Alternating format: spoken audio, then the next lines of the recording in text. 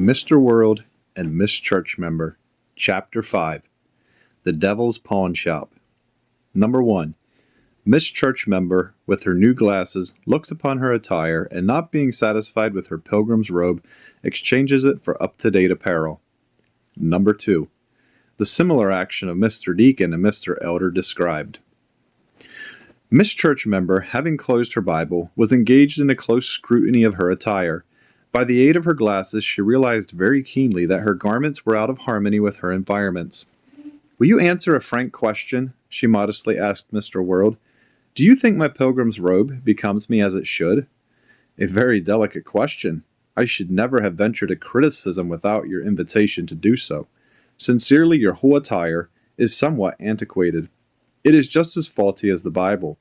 So I would advise you to wear apparel more suited to your natural charms." "But where can such be found?" she blushingly answered, offering no comment upon Mr. World's aspersion upon the Holy Scriptures. "At numberless places along the way. In the distance I see an exchange store, duly authorized to do business along this highway. If you so desire, we will proceed thither." She assented gratefully, and soon the vehicle stopped. The two alighted, and stepped into the place known along the King's Highway as the Devil's Pawn Shop. This establishment was easily accessible from either highway, and had been in operation for thousands of years, carrying on an extensive business. In such a place our parents pawned a glorious inheritance for a taste of forbidden fruit, and Esau exchanged a legitimate birthright for a mere mess of pottage. In another similar place Judas sold his Lord and Master for 30 pieces of silver, and Ananias and Sapphira pawned their natural and spiritual lives for a little worldly profit, which was held but for a few hours, and that in guilt and pain. Satan has a pawn shop, or an exchange store, for every phase of desire that can enter into an unsatisfied heart, or a soul unduly ambitious. This one, into which Mr. World escorted Miss Church Member, is intended for those who become dissatisfied with the dress of righteousness, or for any who wish a change in any part of their apparel. It proved intensely interesting to Miss Church Member, with her newfound ambitions, to walk through the aisles of this great department store, each department being used for a separate kind of apparel. The entire pawn shop was full of old curiosities which had never been redeemed. These and more recent specimens told the story of many a faithless pilgrim.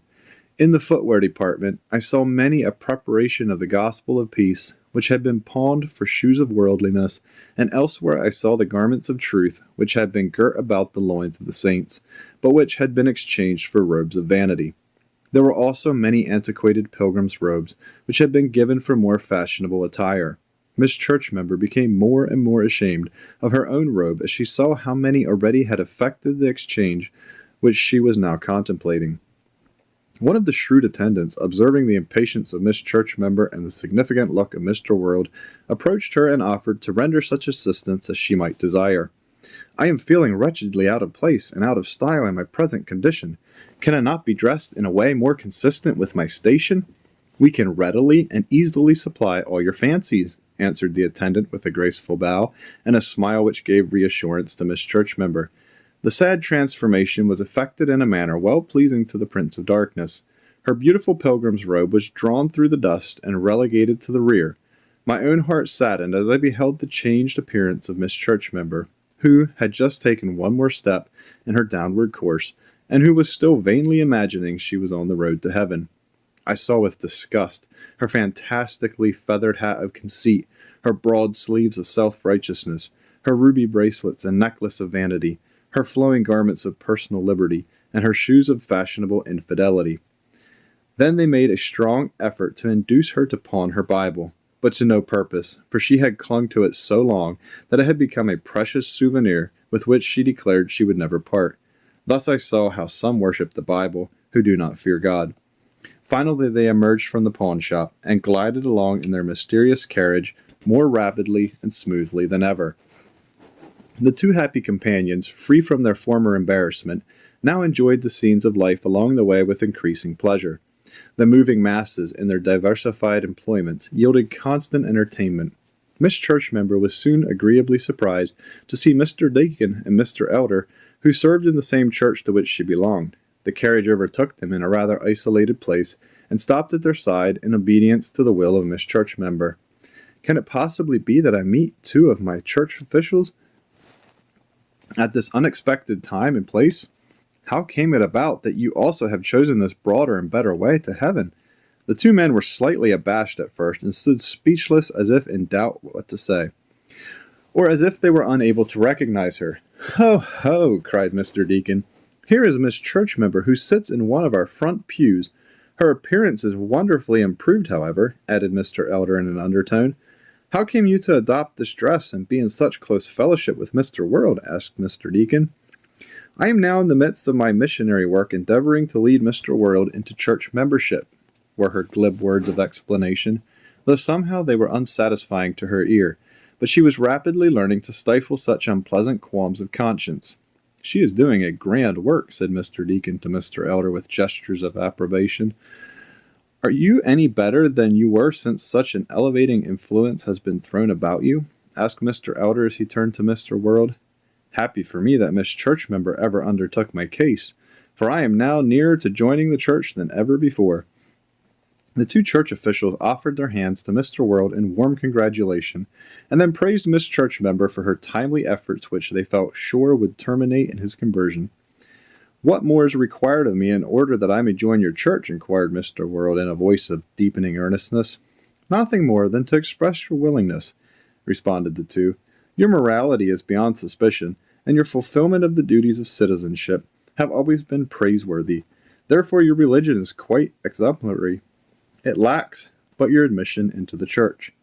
I would have joined before now, had it not been for a radical element potent in the councils of the church, and especially for the narrow views entertained by your minister.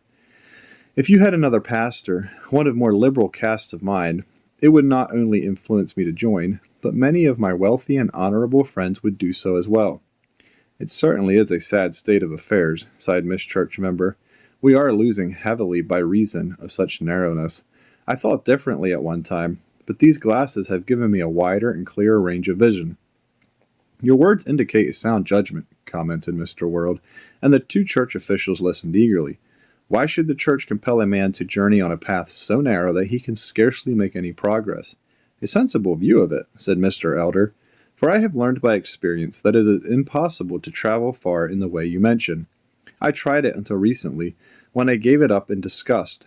I patronized an old established exchange store, disposed of a part of my outfit, and got in exchange something up to date, as you see from my appearance. I then endeavored to walk on the old path, but soon came to an especially narrow place called consecration. I could not squeeze through. I struggled hard and long, until one came to me and said, 'Let go what thou hast under thy arms, and belted to thine heart, and thou shalt go through with ease and rejoicing.' That was asking too much of me, for I paid a high price for these things, and was minded to hold them at all cost. I then endeavored more earnestly to push ahead, but found that I could not. As I looked around me in despair, I saw a path leading to the left under a beautiful arch whereon I read this inscription, 'A shorter and broader way to heaven.' This path I took, and have been traveling comfortably thereon, especially since I found this still broader way into which it led. If only all church members would know the comforts and advantages of this way, they could no longer refuse to travel it. They are finding it out more and more every age," said Mr. World with a complacent smile. "The church and the world ought to be one, and according to the teachings of the Bible, how could this be better accomplished than by having the church come down to the level of the world, and from that point lift the world upward? That was Christ's example and method. The church of today should not wish to be greater than her Lord." The two church members looked at each other in surprise. "Without doubt, that is broad-minded theology," first spoke Mr. Deacon. "It is indeed refreshing in contrast with what we have heard repeatedly from the troublesome element in the church," added the other. "Will you not tell us how you also came to reach this favored place?" inquired Miss Churchmember, as she gave her attention momentarily to Mr. Deacon. "It came about in a very odd manner. I had been wearing an old-style robe of righteousness, and gradually came to see that it was totally out of harmony with the higher thought of the age. So much so that I became odious to many liberal-minded people. A sharp struggle ensued between my conscience and my judgment. In the midst of this conflict, I came to a place which offered to accept my old garments in exchange for seasonable attire. Anything for peace, thought I. So I entered the establishment and selected this apparel and these additional advantages. It cost me nothing but the mere willingness to exchange, and would I not have been foolish to refuse so much at so small a price? Without a doubt, quickly answered Miss Churchmember. The others forcibly confirmed her answer. After I had completed my bargain, I continued my diligence in the work of the church and in traveling on the good old narrow way. I came to a place called God Praise, and got through with little difficulty, but voices from unseen creatures spoke terror to my soul. In this unhappiness I trudged along until I came to a narrow pass known as Sacrifice. Through it I could not go. I struggled again and again.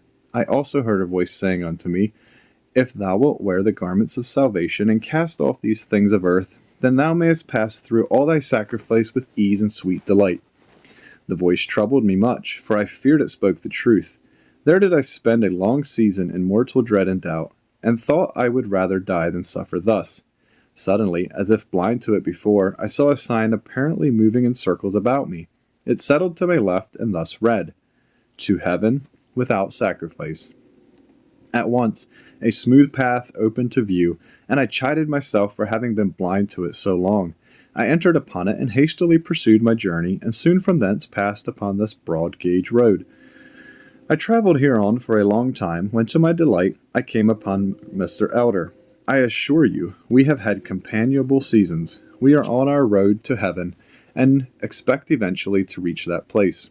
Many persons of the narrow gauge road have told us that we are wrong, deceived, and would be hopelessly lost if we do not change our course, but methinks that those people are disregarding the Bible, where it saith, Judge not that ye be not judged. And thou hypocrite, first cast out the beam out of thine own eye, and then shalt thou see clearly. Ah, Mr. Deacon, quickly complimented Mr. World, you must be a champion in the use of Bible truth. How can these bigots expect to stand when such scriptures condemn them? It will be a joyful time for all of us when these self-righteous critics shall have pulled the beams out of their eyes and be able to see us in our real innocence. While Mr. World was speaking these words, he assisted Miss Churchmember into their strange vehicle, and, when his last sentence was ended, they bade a hearty farewell to the two acquaintances and smoothly glided on, not tarrying to hear the words of commendation which each church official was speaking simultaneously.